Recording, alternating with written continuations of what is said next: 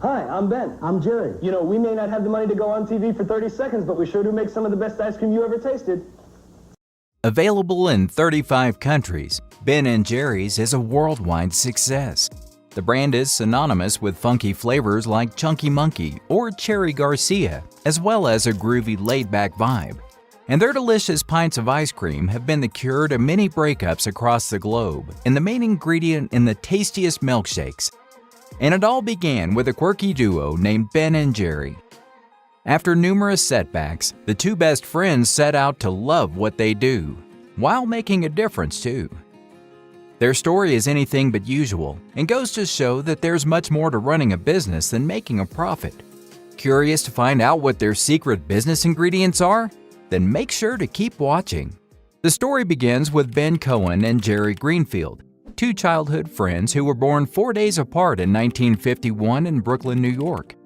At a time nobody could have guessed they would turn out to be such successful entrepreneurs. But it's safe to say that ice cream has always run through their veins. In high school, Ben drove an ice cream truck. He attended and dropped out of various colleges. He eventually quit his studies altogether to teach pottery on a working farm. But unfortunately, nobody wanted to buy his crafts. Jerry, on the other hand, started on a more traditional path. After graduating high school, he attended college to study medicine, and in the meantime, he worked as an ice cream scooper in the school's cafeteria. After 4 years of college, Jerry wasn't in luck, and he got rejected from all the medical schools he applied to. Dubbing themselves two failures, the two friends figured they would have to find their luck in a different way. At first, the pair thought about making bagels, but because the necessary equipment was too expensive, they settled on ice cream instead. They invested in a $5 course on ice cream making, and they got to work converting a gas station in Burlington, Vermont. In 1978, the very first Ben & Jerry's was opened. Both Ben & Jerry were 27 years old when they opened their shop. Ben made crepes, soups, and other food while Jerry was in charge of the ice cream. The ice cream was a success, the crepes not so much. So in 1979, they dropped the other food. That same year, Ben & Jerry also celebrated the shop's 1-year anniversary by holding their first ever free cone day. Free scoops for all day long. The annual ice cream giveaway continues today in scoop shops around the world. Their stores soon became a community favorite. At the time, the market for super premium ice cream was led by Häagen-Dazs. And having started many years earlier, the giant was already an established leader in the field with little competition. But thanks to their rich ice cream and creative flavors, BJ managed to gain ground. The unusual duo also had another distinguishing factor. Where Häagen-Dazs's faux Scandinavian name added to their high-end image, Ben & Jerry created an image of simple down-home wholeness, and it worked. Business was booming, and throughout the 1980s, signature flavors were unveiled, including New York Super Fudge Chunk and Cherry Garcia. One reason for the quick popularity was the store's unique flavor combinations. All new flavors were invented by Jerry, usually without any test marketing. Ben, on the other hand, never fully tasted any of the delicious flavors. But there's a good reason for that. You see, Ben has a serious case of a condition called anosmia, also known as smell blindness. Because of this, he can't smell or taste well. But what may seem like a problem to others quickly became Ben & Jerry's signature. As Ben told the New York Times in 1994, "I've never had a very good sense of smell. And if you don't have that, you don't have a good sense of taste." When we began, the game was for Jerry to make the flavor I could taste with my eyes closed. To do that, he had to make ice creams that were intensely flavored. Due to his lack of smell, he not only required intense flavors, but he was also forced to rely on mouthfeel when trying out the food. Enter Ben & Jerry's signature chunks. As you see, Ben & Jerry's is a brand that's not afraid to experiment. They create weird, wonderful, and wacky flavor combinations. Some become a massive success, while others die a slow death. But the goofy duo has never shied away from failure. In fact, they celebrate it. Just look at their so-called flavor graveyard for all the undesired flavors that were ever invented. And while Ben's anosmia may seem like a disadvantage at first glance, he managed to turn it into a superpower. Using Ben & Jerry's positive and creative approach to dealing with setbacks is surely a great idea. Look at how they dealt with a competitor's bullying, for example. In 1984, Häagen-Dazs's parent company, Pillsbury, threatened suppliers with not selling Häagen-Dazs ice cream to them if they continued to sell Ben & Jerry's as well. The then tiny Ben & Jerry's was a David to Pillsbury's Goliath. So how could they possibly win this battle? At the time, Ben & Jerry's was a $4 million business, nowhere near big enough to take on the giant Pillsbury, which had a value of over $4 billion. While Ben & Jerry were certain they had a case, they also knew Pillsbury would drown them in legal fees. So instead, they took matters into their own hands and started the "What's the Doughboy Afraid Of" campaign. They put a sticker on their pint containers with the exact phrase, and when people called the number that was written next to it, they heard a voice recording telling them what Pillsbury was doing. Of course, publicizing a feud with a competitor does not always work out well. And if you watch our video on Oreo, you will see how it should not be done. But in this case, the campaign was a massive success. It outed Pillsbury as a corporate bully trying to squeeze Ben & Jerry's out of the market. And thousands of people contacted Pillsbury to voice their anger. In turn, Ben & Jerry's became more popular than ever. By 1987, Ben & Jerry's was officially playing with the big dogs in the ice cream game. By that point, sales were at $32 million, and by year's end, 1988, the quirky duo even earned the distinctive award of U.S. Small Business Persons of the Year from President Ronald Reagan. While some rich business owners may have run off with their millions, Ben & Jerry decided to give back. In 1988, they started a nonprofit organization with the aim of redirecting 1% of the national defense budget towards peace-promoting activities.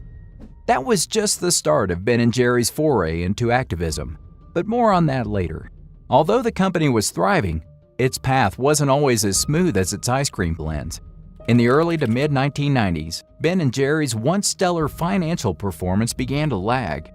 And it became obvious to the founders that they needed someone with a little more business expertise. This is where Robert Holland, a veteran of McKinsey & Company, joined the firm. Holland's hiring brought the company to a crossroads. Ben & Jerry were the brand's icons, and there was concern that the company would lose its informal hierarchy and unique culture. Ben & Jerry's had always had a strict pay scale ratio, for example, that limited its management's salary to only 5 times that of a regular employee.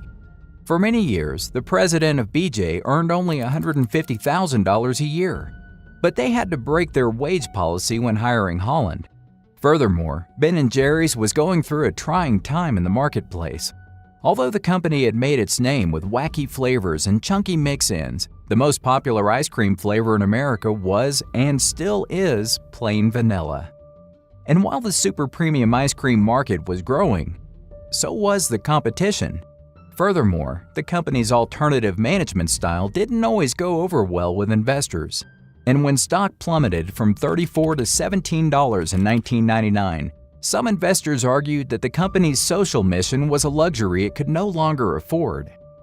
Finally, in 2000, after more than 20 years as an independent enterprise, Ben & Jerry were forced to sell their company to international food giant Unilever.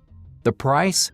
A whopping $326 million. Although Unilever spoke about nurturing the social mission, many were skeptical.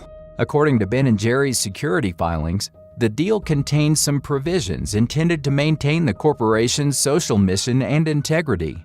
And while Unilever controlled the financial part and most operational aspects, the subsidiary still had its own independent board of directors, of which Ben & Jerry were a part. This subsidiary board had the right to sue Unilever at Unilever's expense for breaches of the merger agreement. And the deal also called for Ben & Jerry's to be operated separately from Unilever's other ice cream brands. This unique arrangement allowed Ben & Jerry's to run its business in a socially conscious manner, which had been the trademark of the brand since inception. 2 quotes sum up Ben & Jerry's business attitudes perfectly. If we were going to have a business, we were going to have one that was consistent with our values. And when you are led by values, it doesn't cost your business, it helps your business. For some companies, laying out the core company values comes down to merely picking a few bland and generic cookie-cutter principles, throwing them together, and calling it a day. But tapping into universal values in a business setting can truly be a game changer. They not only play a vital role in keeping the entire workforce on the right track, but they also give purpose. For Ben & Jerry's, it's never been just enough to turn a profit or even to provide the best possible ice cream product to their customers. They also want to use their business to try to make the world a better place through charitable work and activism. Deciding to take a stand for a cause you believe in can seem scary and risky. And for some, the fear of losing customers can overpower a desire to do good. But Ben & Jerry have never let that stop them. Since day one, they have marched to the beat of their own drum, and their iconoclastic style shows through when you look at their mission statement and the values they emphasize. As of 2021, the company is ahead of the curve in corporate social responsibility, and their commitment to aligning business with values has never wavered. As they have a long history of activism, they cannot be accused of opportunistic campaigning or jumping on a bandwagon either. But had this always been their plan? Well, not entirely. When Ben & Jerry first started out, they were simply trying to earn a living. It was only when the business began taking off that the transition toward a more progressive enterprise took place. Ben was disappointed that Ben & Jerry's was just a business like others, one that exploits its workers and the community. But then, a friend pointed out that he could change whatever he didn't like about it. Over time, the duo came to view their business as an experiment to see if it was possible to use the tools of business to repair society. And at the end of each month, they would ask themselves the following questions, and the company. How much have we improved the quality of life in the community? And how much profit is left over at the end of each month? If they didn't contribute to both those objectives, they considered it a failure. But by their own expectations, and many others, they ended up being extraordinarily successful instead. Over the years, the duo has continued to maintain its socially responsible corporate image. They find it important to lead by example, and they often stress the importance of community involvement. Community involvement refers to the power to positively impact the community in which you operate. And it is no secret that it plays a big role when it comes to growing one's business. It can serve as an invaluable platform for you to promote your products and services, and it is an easy and effective way to increase brand awareness, build trust, and foster your company values. Plus, it also allows you to establish meaningful connections, give back to those in need, and change lives for the better. A win-win for everyone involved. From the outset, Ben & Jerry were deeply committed to Vermont's economy and environment. They relied heavily on local suppliers of milk to make their products. They hired a local artist to design their cartons and graphics. And as the company's need for capital increased, they resisted venture capitalist financing and instead sold stock to Vermont residents, thereby reinforcing the company's local roots.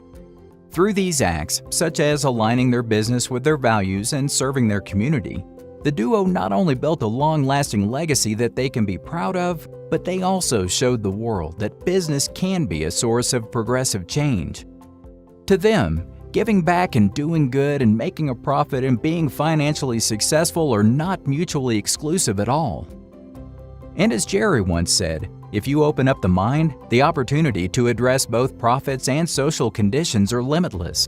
It's a process of innovation. The company pioneers the pursuit of business with a double bottom line, profits and people. Ben & Jerry call this the double dip, and in 1998 they even published a book with the same title. If you need a little motivational push and are curious to read more about how these two unusual entrepreneurs managed to lead with their values while making money too, then make sure to check it out. One passage that we particularly like was the following. Modern marketing is a process whereby faceless, nameless, valueless corporations hire marketers to determine what the consumer would like their brand to be, and then fabricate an image that corresponds. But they still only get a sliver of the market, because their made-up story isn't more appealing than the next. With values-led marketing, you just go out there and say who you are. You don't have to fool people to sell them your product. This was the story of how two best friends ended up creating an ice cream legacy. Going beyond the funky ice cream names and colorful pints, the story of Ben & Jerry's is as feel-good as the ice cream flavors themselves.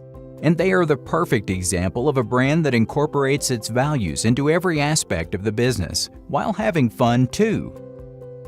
Which one of the 3 tips was your favorite?